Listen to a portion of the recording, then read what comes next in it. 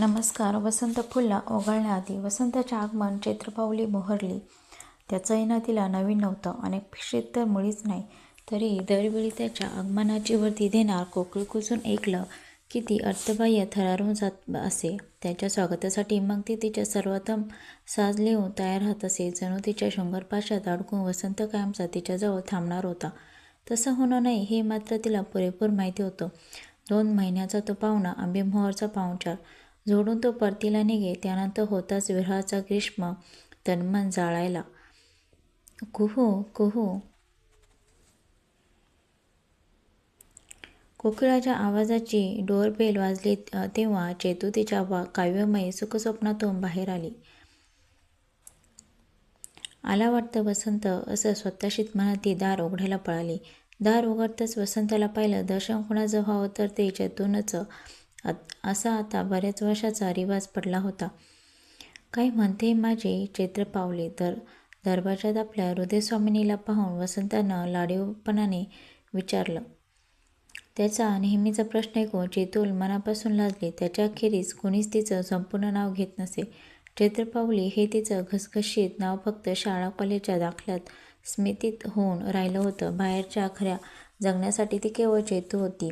अपवाद फक्त तिच्या न वसंताच्या प्रेमभऱ्या दुनियेचा. ही दुनिया फक्त त्या दोघांची होती, दोघांसाठी होती, दोघांपुरती होती. आणि वसंताचं तिचं असं पूर्ण नाव घेणं हा जणू त्याच्या एका सुखमय दुनियेत प्रवेशाच्या परवालीचा शब्द होता. तिला उघड म्हटलं की नाही ती अलिबाबाची गुहा उघडली. राणीसाहेब, दारातच उभं ठेवणार आहात की घरातही घेणार आहात? वसंत खड्याळपणे म्हणाला. तेव्हा ती पुन्हा लाजली. अगं, आक्रोशून घेत एका बाजूला झाली. पण थेट आता येण्याऐवजी वसंतानं हाताला बॅगा खाली ठेवल्या आणि दोन्ही हातांनी तिला आपल्या वावपाशात ओढलं. विरह आणि प्रतीक्षेमुळे प्रेम वाढतं म्हणतात, हे खरं असावं. इतक्या महिन्याच्या प्रतीक्षेनंतर आपल्या प्रियतमाच्या मिठीत विरघळून जाण्याचा सुख चैतू अनुभवू लागली. त्याच्याशी अवस्था काही निराळी नव्हती हे त्याच्या अलिबागणातील जोरानं तिला जाणवलं. हृदयात खूप ऊब जाणवली तिला एका विचारानं. तिने त्याच्याभोवती तिच्या प्रेमपाशा ओवाळला. त्या 2 विरही प्रेमजीवांचे आतुर अधर एकरूप होण्यासाठी आसुसलेले असताना त्याच्या कोणाचा तरी पडदव जाणवला. अनिच्छेने मोठ्या कष्टाने ते परस्परांपासून विलग झाले. आई, वसंत उद्गारला. गोरीमोरी होत चेतू दूर सरकली आणि चेहऱ्यावरचे भाव लपवण्यासाठी तिने पटकन वाकून वसंताच्या बॅगा उचलल्या. सासूबाईंकडे न पाहता ती चटकन आत पळाली. राधांका छानसं हसल्या. वसंत पुढं झाला आणि त्यानं वाकून त्याचे पाय स्पर्शले. आयुष्मान भव असा आशीर्वाद देत त्यांनी वसंताच्या खांद्याला धरून उठवलं आणि हृदयाशी घेतलं. कित्येक महिन्यापासून या माऊलीची ममता आपल्या लेकराला डोळे भरून पाहण्यासाठी व्याकुळलेली होती. आपोआपच त्यांचं प्रेम डोळ्यातून पाझरून त्यांना बिलगलेल्या वसंताच्या डोक्यावर मूकपणे अभिषेक करू लागलं. यावेळी आलास ना बाळा? चांगली मोठी सुट्टी काढून त्यांनी नेहमीचाच प्रश्न विचारला आणि वसंताचं नेहमीसारखं तो हसून टाळला. चल अगोदर पटकन हातपाय तोंड धुवून घे, मी लगेच जेवायला वाटते, असं म्हणत राधांका लगबगीनं किचनकडे वळल्या. तू नकोस तस्ती घेऊ, चेतू बघेन ना स्वयंपाकाचं, असं अगदी जिभेवर आलं आणि वसंताच्या. पण तो बोलला नाही. वयोमानानं थकल्या असल्या तरी आपल्या पोटच्या गोळ्याला 2 घास स्वतः शिजवून खाऊ घालण्यात आपल्या आईला किती सुख संतोष आहे हे वसंत जाणवत होता. तिचं हे हक्काचं सुख का हिरावून घ्यावं? त्यांच्या स्वागताची चेतूने जय्यत तयारी केली होती. डायनिंग टेबलवरचा सरंजाम पाहून वसंताची छाती दडपून गेली. पण तो चावीनं प्रत्येक पदार्थाचा आस्वाद घेऊ लागला. तो जेवत थोडाच होता. तो तर दोघींचं त्यांच्यावरचं अपरंपार प्रेम चाकत होता. त्यांचं पोट तर दोघींच्या चेहऱ्यावर फुललेलं पाहूनच भरलं होतं. त्या दोघींच्या चेहऱ्यावर खरा वसंत फुललेला होता. वसंता राधांका कातर आवाजात म्हणाल्या, बेटा, मला तुझा फार फार अभिमान आहे. आज हे असते तर त्यांनाही तुझा अभिमान वाटला असता. राणी घराण्याचं नाव राखलंच वसंता, तुझ्याकडून हीच अपेक्षा होती. वसंतानं भिंतीकडे पाहिलं. त्याचे वडील खरोखर आनंदी आहेत आणि फोटोतून त्याला आशीर्वाद देत आहेत असं त्याला वाटलं. त्यानं हात जोडले. मेजर जयदीपराणे पुनर्गणवेशातील त्यांचा फोटो त्यांच्यासाठी नेहमीच प्रेरणादायी ठरला होता. दुर्दैवानं पित्याचं छत्र बालपणीच हिरावलं गेलं तरी त्यांचे फोटो, त्यांचा युनिफॉर्म आणि त्यांचे मेडल्स पाहून त्याहून महत्त्वाचं म्हणजे त्यांच्या शौर्याच्या कहाण्या राधांकाच्या तोंडून ऐकून त्या शाळकरी वयाचा निश्चय केला होता. बापासारखं आपणही सैन्यात भरती व्हावं, देशाची सेवा करायची, ध्वज उंच करायचा आणि आपल्या बाबांचा पुत्र असल्याची स्वतःची लायकी सिद्ध करायची. आणि आज आपल्या मातेकडून प्रशस्तीचे शब्द ऐकून त्याची मान ताठ झाली. जीवनाचं सार्थक झाल्यासारखं वाटलं त्याला. पण केवळ 2च महिन्यापूर्वी स्थिती निराळी होती. त्याला आठवले की कमजोर क्षण, मनाला कमकुवत करणारे ते विचार, आपल्या निर्दाक्षिण्य करणारी मोहाची ती घटिका. 2 महिन्यापूर्वी, हो 2च तर महिन्यापूर्वी, पण आता किती दूरचा भूतकाळ वाटतोय तो. सीमेवरती आता नेहमीची झाळकी फुटकळ चकमक पाहता पाहता मोठ्या धुमचक्रीत किंवा परतीत झाली. ती कोणालाच कळलं नव्हतं. ते फक्त घुसमोर नव्हते, त्यांच्या मागे उभं राहून त्या नष्ट शेजारी देशाचं सैन्य अजून भारताला शह देत होते. साध्या गावठी मोकळी तोफा कुंठा आणि अमेरिकन बनवटीची अत्याधुनिक ब्रह्मोस कुठं. आणि ती परीक्षेची घटिका अशी अवचित झाली.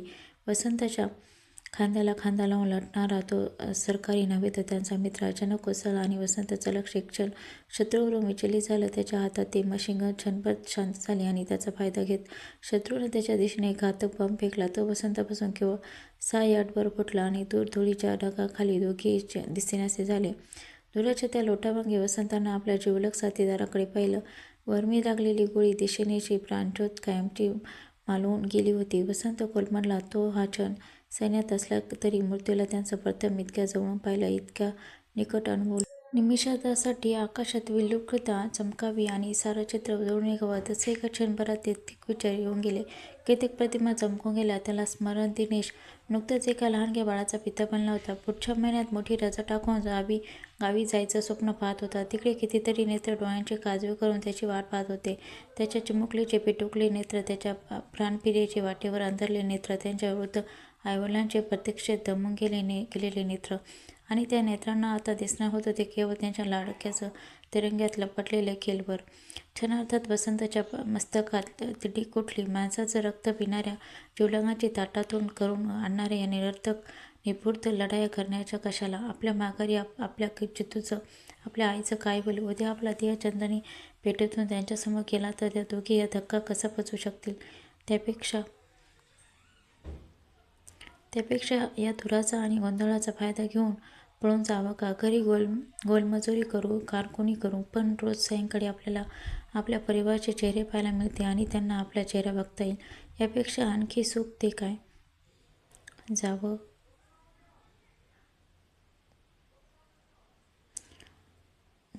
की काय?